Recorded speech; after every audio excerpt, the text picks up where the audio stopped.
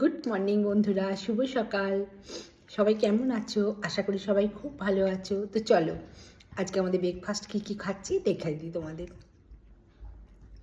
বন্ধুরা দেখো, আজকে টুইসডে, মঙ্গলবার, পিওর ভেজ আমাদের। তো ভেজের মধ্যে কি ভেজ রান্না কি করবো বলো তো?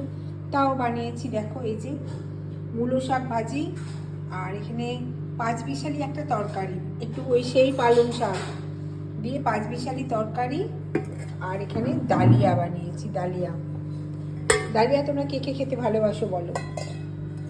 আর যেটা আছে সেটা হচ্ছে এই যে ডালটা অবশ্য কালকেকার।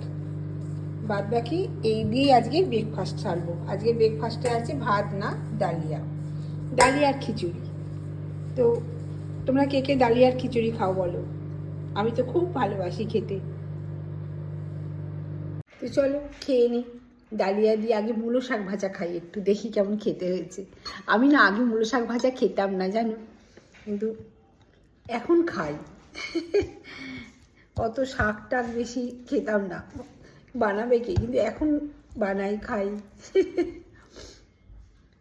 কিন্তু এখন পাওয়া যায় না, তখন পাওয়া যেত, রান্নার মাসি রান্না করতো, বানিয়ে দিত। তো চলো